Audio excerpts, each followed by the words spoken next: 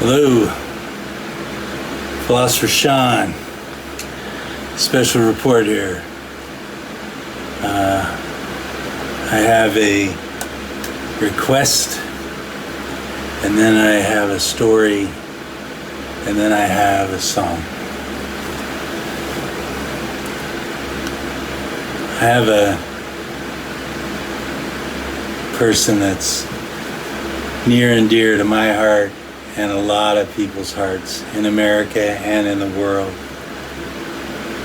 And they are asking you to calm down.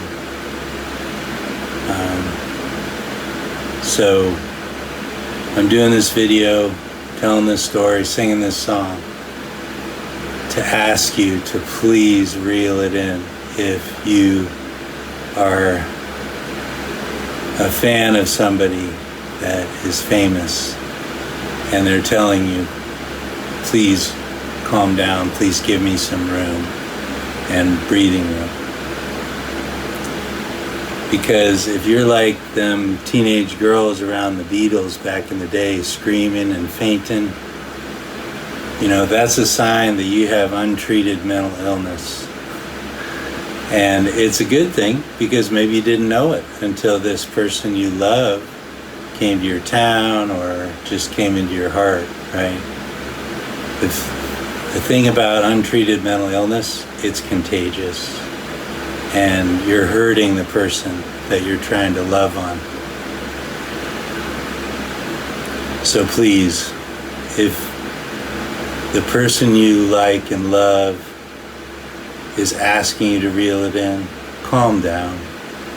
You don't have to like and repost, you know, every time. I did that the same as all of you, I'm sure, right? So just please reel it in. Focus on your own friends and family, your own world. Nurture that fire and that light, right? Because I'm sure there'll come a time when the person you love needs your support. And then there you go, you turn it, the flame back up. Learn how to turn it down. Growing up in the Inland Empire, that was part of what we were taught, is somebody famous, you just leave them alone. Inland Empire stretches from Wenatchee, Washington to Missoula, Montana, and Pendleton, Oregon, up to Colville, Washington. So we are famous, those of us that are from here, for religiously and dutifully leaving famous people alone. So here comes the story. Tony Danza. And Tony, I'm not picking on you, brother, I promise. You're the one that I know the whole story of. Comes to Spokane, I think in the 80s or something. And Tony Danza was actually famous for playing baseball before he became famous for like Who's the Boss show and all that. And so there were a lot of little kids, little boys that, you know, were crazy about Mr. Danza. And here's the story. So in Spokane back in the 80s, I think it was mid-80s, a little bit, 84-ish. Maybe early 80s, maybe 80. He's in a hardware store in Spokane, and he notices a kid noticing him, and the little kid tugs on his dad's jeans and says, "Oh, that's Tony Danza over there, right?" And the dad, just like we teach each other, says to the kid, "Don't bother him. He's a person like everybody else," you know, the whole deal, whatever rationale a parent has to use. So the kid nodded and was quiet.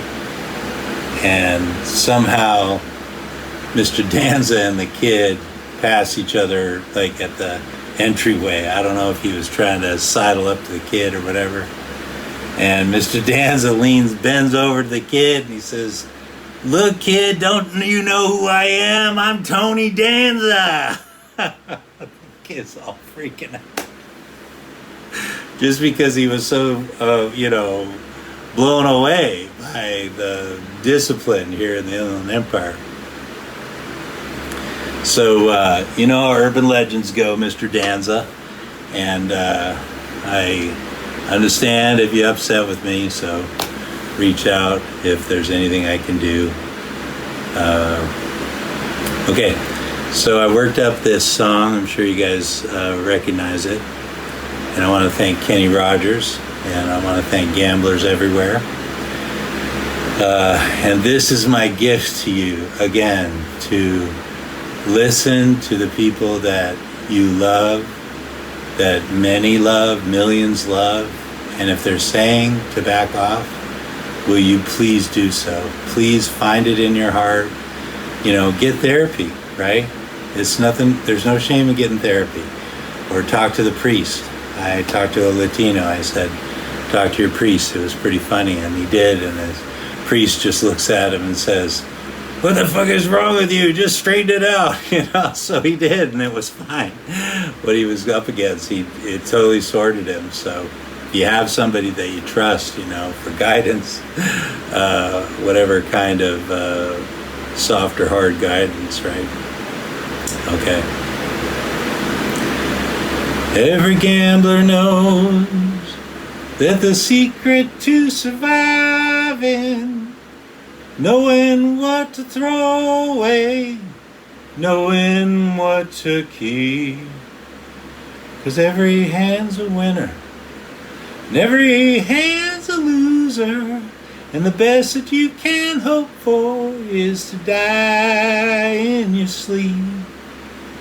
On a warm summer's eve, on a train bound for nowhere, met up with a gambler. We were both too tired to sleep. When he finished staring out the window at the darkness, boredom overtook him, and he began to speak. He said, son, I've made a life reading people's faces, knowing what their cards were by the way they held their eyes. You don't mind my saying, I can see you're out of aces. For a taste of your whiskey, I'll give you some advice. So I handed him my bottle, and he drank down my last swallow. Then he bummed a cigarette, asked me for a light, and the night got deathly quiet, and his face lost all expression. Said, if you're gonna play the game, boy, you gotta learn to play it right. You gotta know when to hold them, know when to fold them, know when to walk away, know when to run.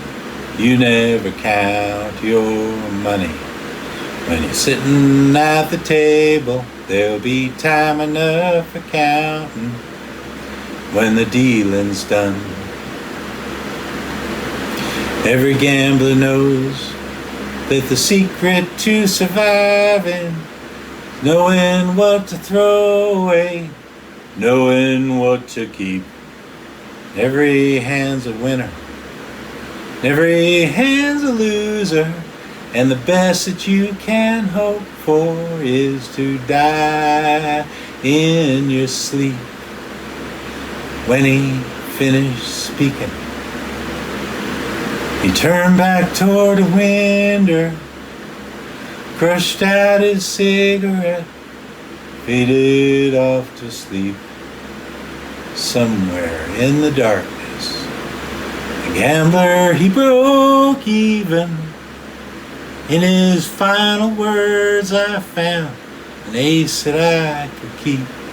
You gotta know when to hold them, know when to fold them, know when to walk away, know when to run. You never count your money. When you're sitting at the table, there'll be time enough for counting when the dealing's done. Every gambler knows that's the secret to surviving, knowing what to throw away, knowing what to keep. 'Cause every hand's a winner and every hand's a loser.